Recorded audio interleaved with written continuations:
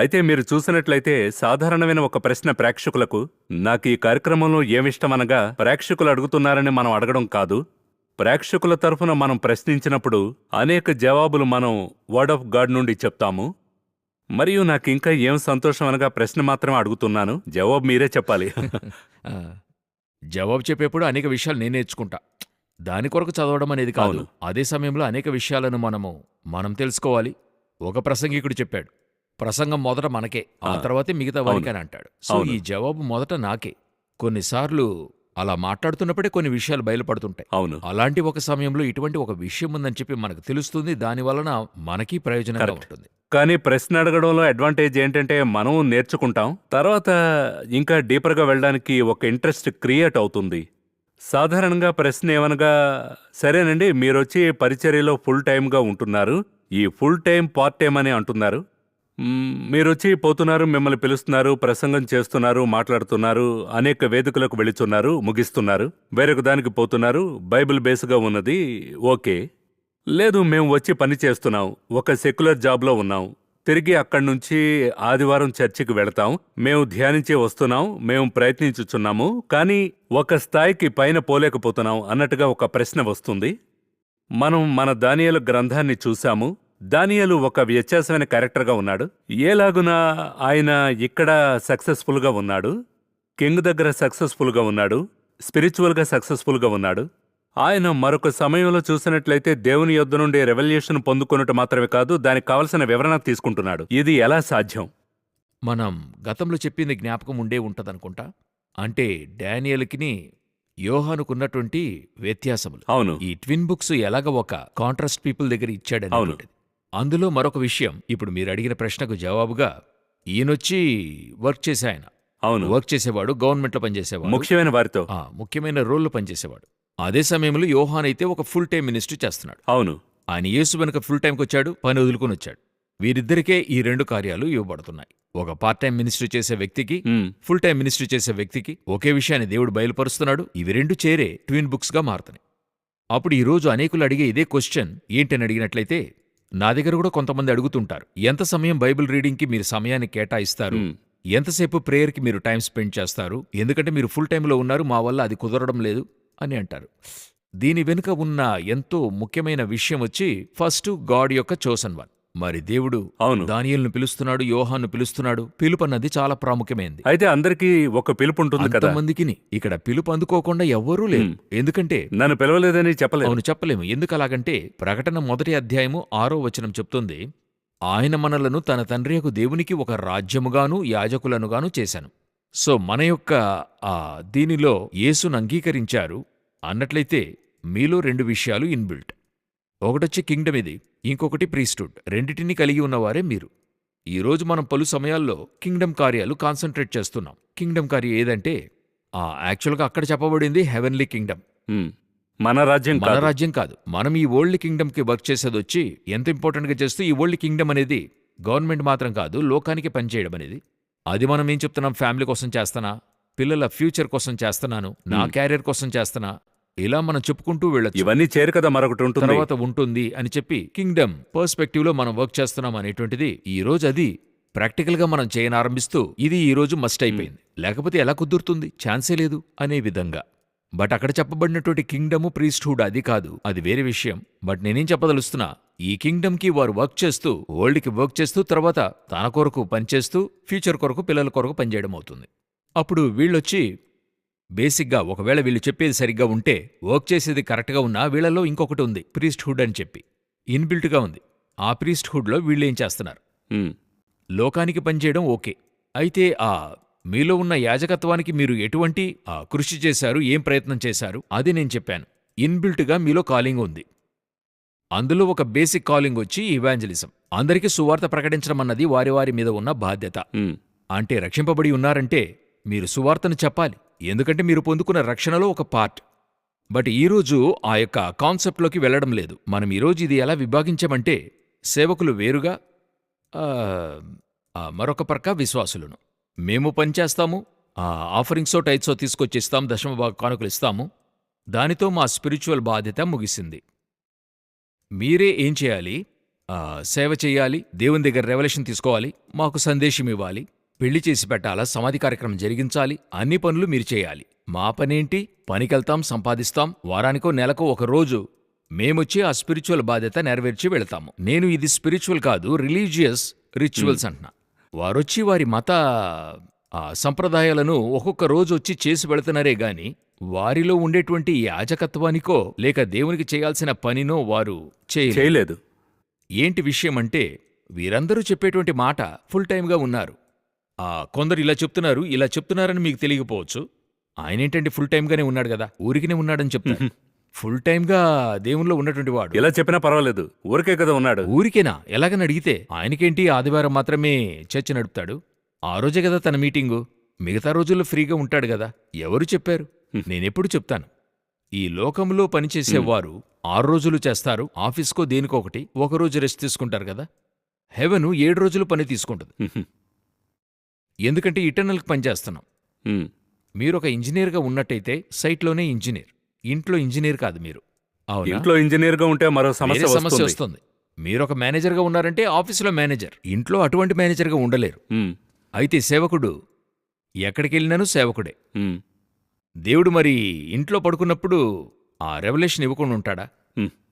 నువ్వు చర్చిలో ఉన్నప్పుడే నీతో బయలుపరిచి మాట్లాడతాను, ఇంట్లో నిద్రపోతున్నప్పుడు నీతో మాట్లాడనంటాడా? ఎక్కడైనా ఎప్పుడైనా లేపుతాడు, ఎప్పుడైనా రెవల్యూషన్ ఇస్తాడు, ఎప్పుడు కావాలన్నా మీకు దేవుడు వాక్యాన్నిస్తాడు, రాయమంటాడు. ఎన్నెన్నో విషయాలు ఉంటాయి స్పిరిచువాలిటీలో. అలాగుంటున్నప్పుడు సేవకుని యొక్క పని వచ్చి 24 hours 24/7 తన సేవకునిగానే ఉండాలి. అదే ఇక్కడ ప్రశ్న, ఎలా? అక్కడే ఉంది విషయమంతా. ఈరోజు వీళ్ళు చూస్తున్న మోడల్స్ ఎలాగున్నారు అనేది పక్కన పెట్టి బైబిల్ మోడల్ మాత్రం తీసుకోము. మనం బయట కరెక్ట్ అయిన మోడల్. ఇప్పుడు బయట నుండి చూస్తే అనవసరంగా క్రిటిసైజ్ చేస్తున్నట్టు ఉంటుంది. మనం అటు వెళ్ళొద్దు. బైబిల్ ఏం చెప్తుంది? సేవకునికి విశ్వాసికి ఎక్కడా డిఫరెన్స్ అని అడిగితే ఆయన ఫుల్ టైం మినిస్ట్రీలో ఉంటాడు. ఇక్కడ వీళ్ళైతే పనిని చూసుకుంటూ చర్చ్కు వెళుతూ దశమభాగ కానుకలిస్తూ, దీనికి మధ్యలో ఎలా మేము దేవునితో సన్నిహితంగా చేరడం అనేది కష్టమైనది అంటున్నారు. మొదటిగా కొన్ని ఎగ్జాంపుల్స్ నేను చెప్తాను, అలా సాధ్యపడగలదా అని చెప్పి. ఇప్పుడు మొదటిగా ఈయన్ని తీసుకోండి, మొదటి వ్యక్తిగా డానియల్నే తీసుకోండి. బట్ డానియల్ వచ్చి ఆ రాజు దగ్గర ఒక ముఖ్యమైన పనిలో ఉన్నాడు. ఎక్కడంటే కింగ్స్ గేట్ అని ఇంగ్లీష్లో ఉంది, తెలుగులో రాజు సన్నిధి. అలాగుంటున్నప్పుడు రాజు అన్నిటినీ ఈయన దగ్గర అడిగే చేస్తాడు. ఈయన అడ్వైస్ లేకుండా ఏది కూడా చేయడు. అంత ముఖ్యమైన స్థలంలో ఉన్నాడు, రాజు నమ్ముతున్నాడు. అప్పుడు ఆ లెవెల్కి గవర్నమెంట్లో వర్క్ ఉంటుంది, ముఖ్యమైన పని. అలాగా ఉంటున్నప్పుడు ఒక రోజుకి 3 సార్లు ప్రార్థిస్తాడని బైబిల్ చెప్తుంది. అప్పుడు అతని వల్ల ఎలా కుదురుతుంది? అటువంటి ఒక విషయమే ఇంపార్టెంట్. ఇప్పుడు ఈయన్ని చూడండి, హానోకుని చూడండి. హానోకును గూర్చి వాక్యం చెప్తుంది. జెనసిస్ 5లో హానోకు దేవునితో నడిచిన వానిగా మనము చూడగలము. ఇంగ్లీష్లోనైతే వాక్ విత్ గాడ్ అని ఉంటుంది. కూడానే ఉన్నాడు, దేవునితో నడుస్తూ ఉండాడు. అక్కడే ఉన్నాడు, అయితే నడుస్తూ ఉన్నాడు. స్పిరిచువలీ దేవునితో వాక్ చేస్తున్నాడు. తర్వాత వాక్యంలో 24 హానోకు దేవునితో నడిచిన తరువాత 5:22లో దేవునితో నడుచుచు కుమారులను కుమార్తెలను కనెను. అంటే ఏంటర్థం? దేవునితో వాక్ చేస్తున్నప్పుడు ఫ్యామిలీని సరిగ్గా గమనించాడు. అప్పుడు గాడ్తో నడుస్తూ ఫ్యామిలీని గమనించుకోగలిగాడు కదా. ఇప్పుడు నోవాహును చూడండి. ఒక విషన్, ఒక ఓడను కట్టాలి. ఓడను కట్టుతున్నప్పుడు ఓడను కట్టే పని దేవుడిచ్చాడు. మరొక ప్రక్క వెళ్లి ప్రసంగిస్తున్నాడు, నీతిని ప్రకటించిన నోవాహు కాపాడుతున్నాడు. ఆ తర్వాత ఫ్యామిలీకి అది చెప్పి ఆ మిషన్ ఫ్యామిలీలోకి తీసుకెళ్తున్నాడు. ఇది కాకుండా వాక్యం చెప్తుంది నోవాహు దేవునితో కూడా నడుస్తూ ఉండాడు. ఎలా ఇంతటి పని చేసి కుదురుతుంది? డేవిడ్ చూడండి, ఒక కింగ్. అతని యొక్క సరిహద్దులే ఇశ్రాయేలు రాజులలో విస్తృతమైనవి. ఫ్రమ్ ఈజిప్ట్ టు యూఫ్రటిస్ వరకు ఈయన ఏలుతున్నాడు. అటువంటి ఒక విస్తృతమైన సరిహద్దు వేరెవరూ పాలించలేదు, దావీదు సొలొమోను మాత్రమే. అంతటి విస్తృతమైన సరిహద్దును ఇతడు పరిపాలించాడు. దాదాపు 2-3 దేశాలు ఇతని కంట్రోల్లో ఉండేవి. అలాగుంటున్నప్పుడు వాక్యం చెప్తుంది, సదాకాలము యెహోవా యందు నా గురి నిలుపుచున్నాను. ఆయన నాకు ఆశ్రయం కేయడమని చెప్తున్నాడు. ఎలా అతనికి సాధ్యపడుతుంది? సరే, ఇలా తీసుకోండి. యేసుక్రీస్తు ఫైనలీ యేసేని చూడండి. ఆయన చెప్తున్నాడు, 3.5 సంవత్సరాలు బిజీ వర్క్, ఎర్లీ మార్నింగే ప్రేయర్కి వెళ్ళిపోయేవాడు. వాక్యం చెప్తుంది, రాత్రి చాలాసేపు అద్భుత సూచక క్రియలు చేస్తూ ఉండేను, పరిచర్య చేస్తూ ఉండాడు. దీనికి మధ్యలో ఆయన చెప్తున్నాడు, ఆయన నన్ను ఒంటరిగా విడిచిపెట్టలేదు. అప్పుడు వీళ్ళు స్పిరిచువాలిటీని, వరల్డ్ని వేరువేరుగా చూడలేదు. ఇదొక ప్రక్కన ఉంది, ఇదొక ప్రక్క ఉంది, రెండూ ఒకటిగా ఉన్నాయి. రెండవది ఇచ్చిన పనిని ముగించారు. ఇది అధికం చేసుకుని పని చేయకుండా పోవడం కాదు. చాలామంది ఏమంటారు 8 గంటలే పని, హ్మ్. ఆఫీస్ వర్క్ 8 అవర్సే కదా. అవును. సరే ఇప్పుడు ఈనాటి 10 hours. సిచ్యువేషన్కి 10 అవర్స్, సరే కొన్ని ఆఫీసులు 12 అవర్స్ అలా ఉంచుకోండి. అవును. ఈ 10 అవర్స్ 12 అవర్స్ వర్క్ చేస్తున్నాం కదా మనమేమంటున్నాం? వాళ్ళని అడిగి చూడండి. ఇంతకు ముందైతే ఇండ్లలో అడిగేవాళ్ళు రాసి ఉంటారు, ఈ రోజు బైబిల్ చదివారా, ఈ రోజు ప్రార్థించారా అని ఉంటది. ఈ రోజు అడగండి, మీరు బైబిల్ చదివారా? ఎక్కడండి? ఉన్నటువంటి బిజీ టెన్షన్లో ఎక్కడ బైబిల్ చదవడం అవుతుంది? ప్రార్థించారా? ఛాన్సే లేదు. హ్మ్. ఈరోజు అటువంటివి కుదరడం లేదు. ప్రేయర్ చేయాలంటే అది లీవ్ రోజుల్లోనే చేయగలరు. అయితే దేవుడు వినేది సరిగ్గా వినాలి. దేవుడు మాట్లాడడం లేదు, దేవుడు నేను అడిగిన ప్రశ్నకు జవాబు చెప్పడం లేదు, ఎన్నో రోజులుగా ప్రార్థించాను దేవుడు నాకు చేయలేదు. ఎలా ఎటువంటి కాన్సెప్ట్లో దేవుని దగ్గర చెప్తూ ఉన్నాం? మనం చేసే ఒకే ప్రార్థన ఏంటి? లేచి మంచం మీద కూర్చున్నప్పుడు ఎర్లీ మార్నింగ్ స్తోత్రం ప్రభువా ఈరోజు రక్షించండి, మించితే 3 లేక 2 నిమిషాలు. ఇంతే మన ప్రేయర్. హ్మ్. మనం చెప్పేదేంటి? పిల్లల్ని స్కూల్కి పంపించాలి, 5:30కి లేస్తేనే వంటంతా చేసి 7:30కి పంపించి ఆయన ఒక ప్రక్క నేనొక ప్రక్క ఆఫీస్కెళ్ళాలి, ఇద్దరు పనికెళ్తున్నాము. ఇంతటి మధ్యలో ఏం చేయలేకపోతున్నా. హ్మ్. అప్పుడు వీరందరూ ఎలా చేసుంటారు? హ్మ్. వీరంతా మనమింత చెప్తున్నాం కదా, అప్పుడు వీరందరూ ఎలా చేసి ఉంటారు? అది ముఖ్యమైన పాత్రలో ఉండి చేశారు. వీళ్ళందరూ మనకి రెవల్యూషన్ పొందుకొని ఇచ్చారు. హ్మ్. దర్శనం ఈ రోజు కూడా మనం ఈ మాట్లాడుతున్నాం. రోజు చెప్పుకుంటున్నాం వారు పొందుకొని ఇచ్చిన ప్రాఫెసెస్. అప్పుడు వీరి వల్ల ఏం చేయగలిగారంటే ఓల్డ్ వర్క్ చేస్తున్నప్పుడు కూడా దీనికి ఇవ్వాల్సిన ఇంపార్టెన్స్ కూడా వాళ్ళు కరెక్ట్గా మెయింటైన్ చేస్తూ ఉండేవాళ్ళు. ఈ రోజు ఇక్కడే సమస్య ఏర్పడుతుంది. అవును. అడిగి చూస్తే అందరికీ బిజీ షెడ్యూలే. అవును, బిజీ షెడ్యూలే. ఎవరిక్కడ లేదని చెప్పలా. డానియల్కి బిజీ షెడ్యూలే, డేవిడ్కి బిజీ షెడ్యూలే. కానీ వారి స్పిరిచువాలిటీ కంటూ ఒక టైం కేటాయించుకున్నారు. అందులో మెయిన్ ఇంపార్టెంట్ ఎర్లీ మార్నింగ్. ఈ ఎర్లీ మార్నింగ్ గాడ్స్ ప్రెజెన్స్లో వాళ్ళు స్పెండ్ చేస్తున్నారు. ఈరోజు మనం ఎందుకు ఎర్లీ మార్నింగ్ చేయడం లేదు? ఫస్ట్ పాయింట్, ఎందుకు చేయడం లేదంటే నైట్ త్వరగా పడుకోవడానికి వెళ్ళడం లేదు. హ్మ్. అవునా? హ్మ్. ఏ ఆఫీస్ అయినా 8 గంటలకి మ్యాక్సిమం ముగిసిపోతుంది. 9ంటికల్లా రాగలం. ఇంటికొస్తాం, భోంచేస్తాం, అటు తర్వాత ఫోన్ చేతిలో తీసుకుంటే హ్మ్. వాట్సాప్ చూడటం అవుతుంది, ఫేస్బుక్ చూడటం అవుతుంది, ఇన్స్టాలోకి అన్ని చూసి ముగించే లోపల 12, 1 గంట అవుతుంది. తర్వాత ఉదయం 7, 7:30 లేదు, అవుతుంది డేటా లేచడం. కూడా దాన్ని ప్రూవ్ చేస్తుంది. సోషల్ మీడియాలో ఒక రోజుకు సగటున 3 గంటలు లేక 3 నుంచి 4 గంటలు గడుపుతున్నారు అని. యోచించండి, 3 to 4 అవర్స్ స్పెండ్ చేస్తున్నారు యావరేజ్గా. దానికి టైం ఉంది. దానికి టైం ఉంది. మీరు సింపుల్గా అలా చూడండి. వారి డైలీ రొటీన్ వర్క్స్ని తీసుకోండి, ఉన్న రొటీన్ వర్క్స్ చూడండి. వారు వర్క్ చేస్తున్న హవర్సు, అందులో మొత్తంగా కొన్ని గంటలే వాళ్ళు నిజంగా పనిచేసి ఉంటారు. హ్మ్. అవసరమైంది. ఇప్పుడు మీరు ఆఫీస్కే వెళ్తున్నారు. ఆఫీస్లో ఫుల్ టైమ్గా 8 అవర్స్ వర్క్ చేసిన వాళ్ళు ఉన్నారా? హ్మ్. చాలా కష్టం. లేదు, కుదరదు. అలా వర్క్ చేయలేం. అలా యావరేజ్గా చూస్తే 3 to 4 అవర్సే కాన్సన్ట్రేట్గా చేయగలరు. అదే అవుట్పుట్. అవుట్పుట్ అంతే దొరుకుతుంది. సరే, అలా ఉంచండి. తర్వాత బయటకు వస్తున్నాం. బయటకు వచ్చిన తర్వాత దేవునికేంటి మనం నేను కాలేజ్ చదివేప్పుడు నాకు మంచి ఆత్మీయ స్నేహితులను దేవుడు నాకు అనుగ్రహించాడు. మాలో స్కూల్ నుండి కాలేజీకి వెళ్ళినటువంటి కొంతమంది ఫ్రెండ్స్ ఉండాము. ముగించుకుని పరిగెత్తుకొస్తాం. వచ్చిన తర్వాత ఈవినింగ్ ఒక 5 o'clockకి మాకు ప్రేయర్ హవర్ ఉంటుంది. హ్మ్. 5 to 6 మేము ప్రేయర్ చేస్తాం. అప్పుడు మా అందరికీ 18, 19 సంవత్సరాల వయస్సే. బట్ నేనేం చెప్తున్నానంటే సాయంకాలం కాలేజీ ముగిసిన వెంటనే వాళ్ళు ఆడటానికి వెళ్ళిపోతారు. అది సరే. మరికొందరు వెవ్వేరు విషయాలకు వెళ్ళిపోతారు. మేమందరము ఒక 3, 4 ఉంటాం. పరిగెత్తుకొస్తాం రూమ్కి. మాకొక రూమ్ ఉండింది, ప్రేయర్ చేసుకుంటాం. మేమనుకుంటే క్రికెట్ ఆడొచ్చు. అది సరే. వద్దని చెప్పే మేము ఎక్కడికి వచ్చాం? ప్రేయర్కే వచ్చాం. నేను చేశానని చెప్పడానికి కాదు. ఆ రోజు నేను చెప్పేది 30 సంవత్సరాలకు ముందు మా వల్ల ఇది చేయగలిగాం. ఈ రోజు మీ వల్ల మొబైల్నే కొద్దిసేపు తీసి పక్కన పెట్టలేకపోతున్నారు. ఫ్యామిలీ ప్రేయర్ చేస్తున్నప్పుడు ఫోన్ వస్తుంది, తీసి మాట్లాడతారు. ప్రేయర్లో ఉన్నాను, తర్వాత మాట్లాడతాను. ఇది ఎటువంటి ఒక కాన్సెప్ట్? హ్మ్. హ్మ్. రింగ్ అవుతుంది, ఆ ప్రేయర్లో ఉన్నా, తర్వాత మాట్లాడతా. ఎందుకు అది తీసి చెప్పాలి? హ్మ్. అది కూడా నా వల్ల ఒక అరగంట నేను దేవునికి ఇవ్వలేకపోతున్నానే ఈరోజు. అప్పుడు ఎలా ఈ బయలుబాటు దేవుని దగ్గర నేను అడిగేది? హ్మ్. ఒక గ్రూపు వారి వల్ల కుదిరినా చేయలేకపోతున్నారు. చెప్తాను, దేవుడు ఎలా ఎదురు చూస్తున్నాడంటే బిజీ షెడ్యూల్ మధ్యలో నాకు టైం ఇవ్వగలుగుతున్నావని అడుగుతున్నాను. మరి కెరీతు వాగు దగ్గర 3.5 సంవత్సరాలు ఏలియా మన వంటి మనుషుడే ఆసక్తితో ప్రార్థన చేశాడు. 3.5 సంవత్సరాలు వర్షింపలేదని యాకోబులో చూస్తున్నాం. ఆసక్తితో చేశాడు. కెరీతు వాగు దగ్గర ప్రార్థన చేయడం ఈజీ అంటాను నేను. పనే లేదు. కాకోలం ఉదయం సాయంకాలం రొట్టె మాంసం తెస్తుంది. ఆ వాగులో ఉండే నీరు నేను తాగుతాను. నేనక్కడుండి ప్రార్థన చేస్తా. ఇందులో నాకేముంది? ఫాస్టింగ్ కూడా లేదు. ఈ విధంగా భోజనం వస్తుంది, తింటాను, తాగుతాను, ప్రార్థన చేస్తాను, పడుకుంటాను, అలా చేస్తూనే ఉంటాను. ఇది ఒక పెద్ద విషయమే కాదు.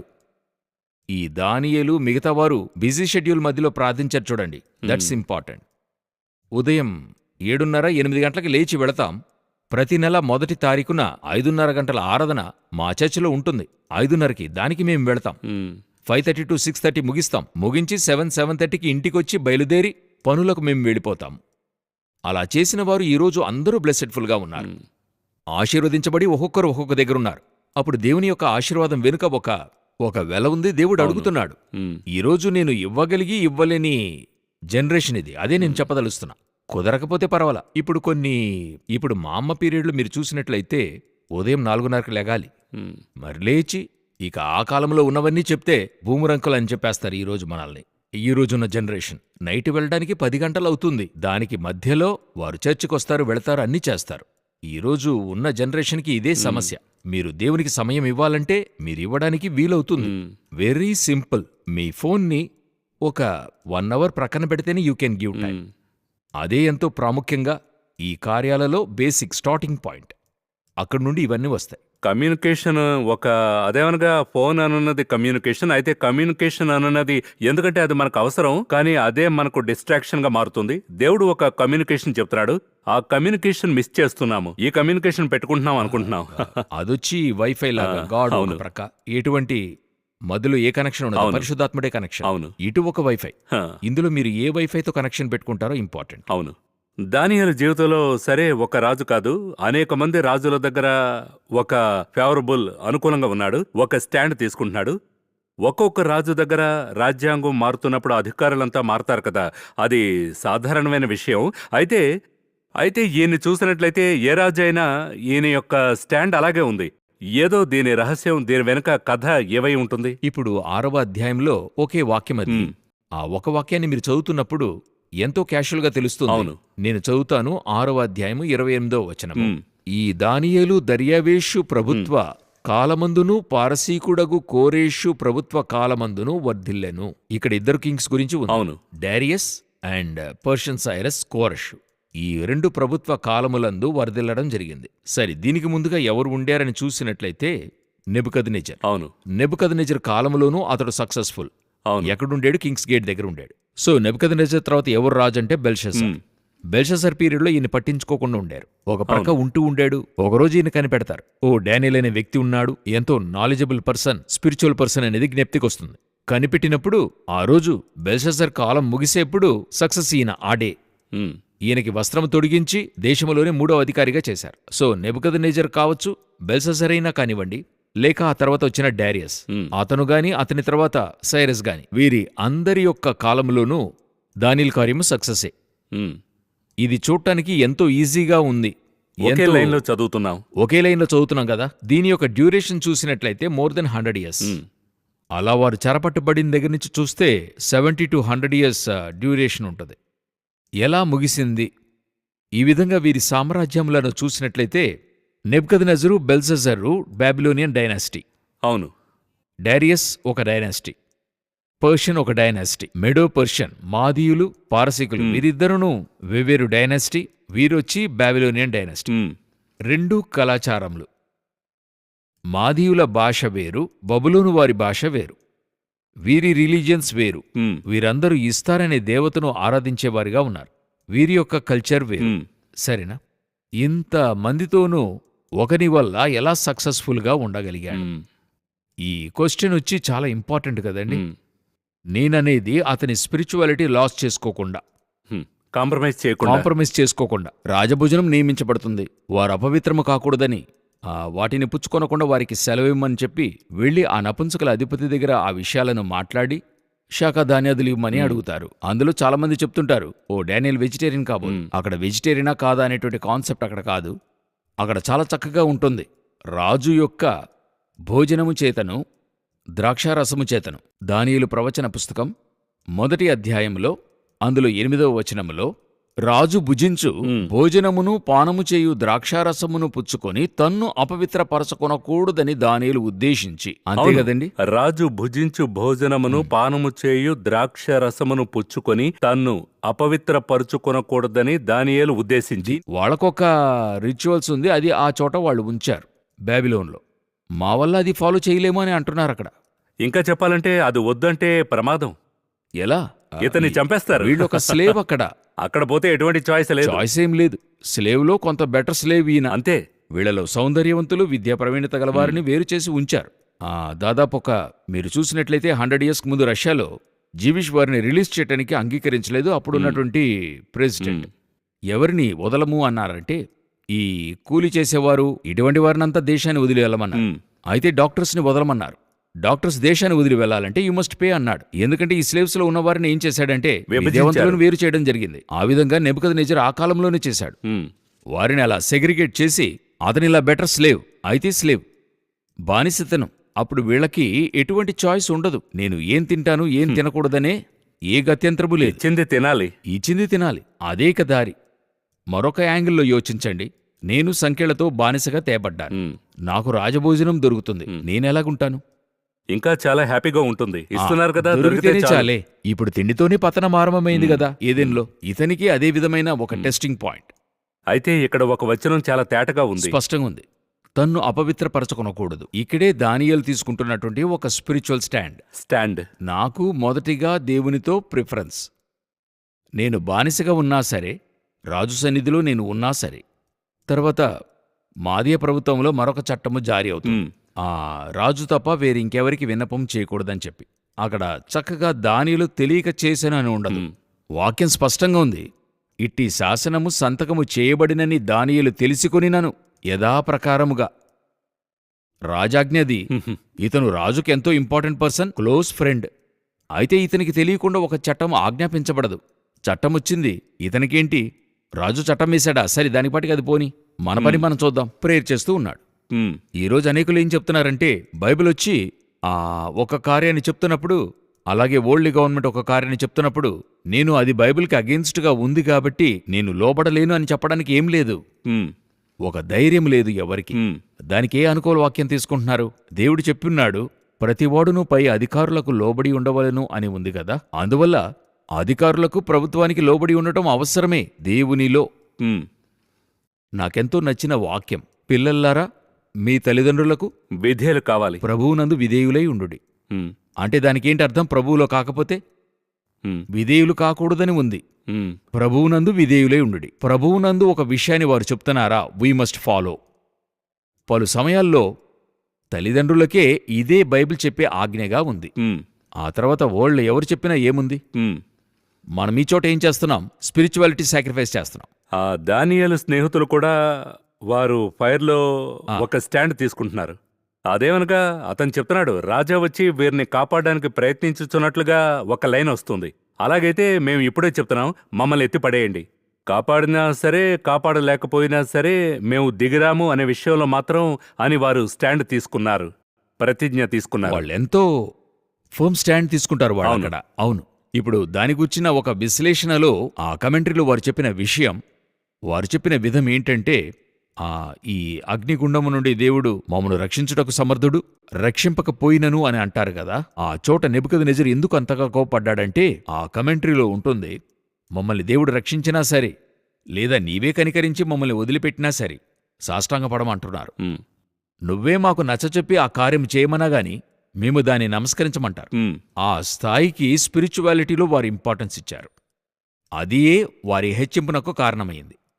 అక్కడ ఈ విషయమంతా జరిగిన తర్వాత నమస్కరించమంటే రాజు వీరినేం చేసి ఉండాలి? సరే, 4వదిగా ఒకరు నుంచున్నారు, ఓకే రైట్, వీరిని వదిలేయండి, వీరితో దేవుడున్నాడని వదిలేయాలి కదా. కానీ అలా కాదు. తర్వాత వారిని గవర్నర్గా మార్చాడు. అయితే దానికి ముందు ఇంకా వేడిని పెంచేశారు. చేయమంటాడు, ముగింపు గవర్నర్గా మార్చాడు. అవును. ఇప్పుడు డానియల్, అతన్నైతే సింహము గుహలో పడేయమంటారు. ఆ తర్వాత ఏం జరుగుతుంది? ప్రధానులందరి మీద అధికారిగా చేస్తున్నాం. అప్పుడు మీరు దేవునికి స్పిరిచువాలిటీలో ఇంపార్టెన్స్ ఇవ్వగా మీరు హెచ్చింపబడతారు.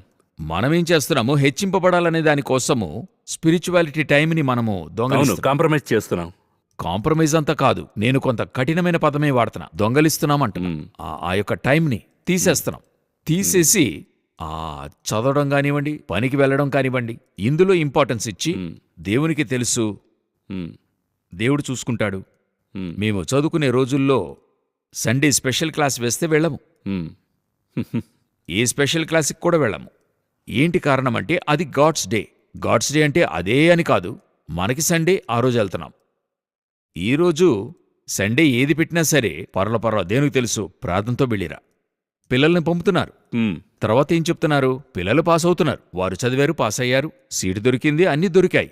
ఒక్క దగ్గర 10-15 సంవత్సరాల తర్వాత పిల్లోడు మీకు లోబడటం లేదు, మ్, లేదా పిల్లోడికి మీ మీద ప్రేమ లేదు, లేదా పిల్లోడు ఏదో కార్యం చేస్తున్నప్పుడు చర్చిలోకి వచ్చి ప్రార్థన చేస్తున్నారు. ఏమంటున్నారు? నేనెంతో కష్టపడి పిల్లోడిని పెంచాను, మరి నా పిల్లోడికి ఏం లేదు, వాడికి మా మీద ప్రేమ లేదు, దేవుడి నుండి దూరంగా ఉంటూ లోకములో ఉన్నాడు. ఏమంటే మీరు దేనికి ఇంపార్టెన్స్ ఇచ్చారో అది దొరికింది. చదువు దొరికింది, పని దొరికింది, సంపాదన వచ్చింది. దేనికి మీరు ఇంపార్టెన్స్ ఇవ్వలేదు? స్పిరిచువాలిటీకి ఇవ్వలేదు. ఆధ్యాత్మికతకు. మీకు ఇది ఇప్పుడు తెలుస్తుంది. 25-30 సంవత్సరాలు తెలుస్తుంది. ఇక రీగైన్ చేయడం కష్టం. మ్, మీరు అప్పుడే దేవుడికి ఇవ్వాల్సిన సమయం. అదే బైబిల్ చెప్తుంది, కైసరుది కైసరుకి, దేవునిది దేవునికి ఇవ్వమని చెప్తున్నాడు. మీరు ఇచ్చారంటేనే మీరేమనుకుంటున్నారు? ఈ గాడ్కి ఇవ్వాల్సిన టైంని మీరు సాక్రిఫైస్ చేసి ఈ వరల్డ్కి ఇచ్చారు. ఎగ్జామ్కో, స్పెషల్ క్లాస్కో, దేనికో ఇచ్చారంటే అలా ఇచ్చి పిల్లవాడిని ఆశీర్వదించమంటే ఒకరోజు కూడా దేవుడు చేయడు. మ్. అది మీ కష్టార్జితానికైన ఫలితము. అయితే ఇక్కడ మీరు మిస్ చేశారు కదా, ఇది ఒకరోజు మీరు రిగ్రెట్ చేయాల్సి ఉంటుంది. సో ఎంతకంతకు మీరు దేవునితో ఉంటారో, కష్టపడతారో, దేవునితో నిలబడతారో, అంతకంతకు దేవునిలో ఆశీర్వాదం ఉంటుంది. ఇదే ఫార్ములా. కాబట్టి దానియేలు శ్రేయస్సు లేదా సంపన్నమైన అనుదాని వెనక ఇంత విషయం ఉంది. చాలా ధన్యవాదాలు బ్రదర్ జగన్. చాలా ప్రాక్టికల్గా మనం చూసాం. లోకపరంగా మనం సక్సెస్ఫుల్గా ఉండొచ్చు, ఆధ్యాత్మికంగా కూడా విజయవంతంగా ఉండొచ్చు అని ఒక బేస్ని మనం చూసాం. కాబట్టి ఈ ప్రశ్నను మార్చుకోవాలి. నవలు కూడా అలాగ ఉండగలను, ఉండలేమని చెప్పేవారికి ఉండగలమని స్పష్టంగా చెప్పాలి. ఖచ్చితంగా మీరు ఎంత అవును. వర్క్ చేసినా గానీ స్పిరిచువాలిటీలో డానియల్కి ఈక్వల్గా వెళ్ళగలము. అది తను నిలబడటానికి కారణం. అదే విధంగా ఈ లోకానికి కూడా కరెక్ట్గా ఓ కంపెనీలో పనిచేస్తున్నామంటే ఆ కంపెనీకి మీరు నమ్మకంగా ఉండాలి అని బైబిల్లో కరెక్ట్గా ఉంది. కాంప్రమైజ్ పడకుండా మనం దేవునికి దగ్గరగా జీవించగలము అని ఒక ఉదాహరణ ఉంది. ధన్యవాదాలు. తర్వాత కార్యక్రమంలో ఇంకా కొన్ని ప్రశ్నలు వస్తున్నాయి. మరో ఆసక్తికరమైన ప్రశ్న జవాబులతో మనం కలుసుకుందాం. ధన్యవాదాలు. వందనాలు. వందనాలు.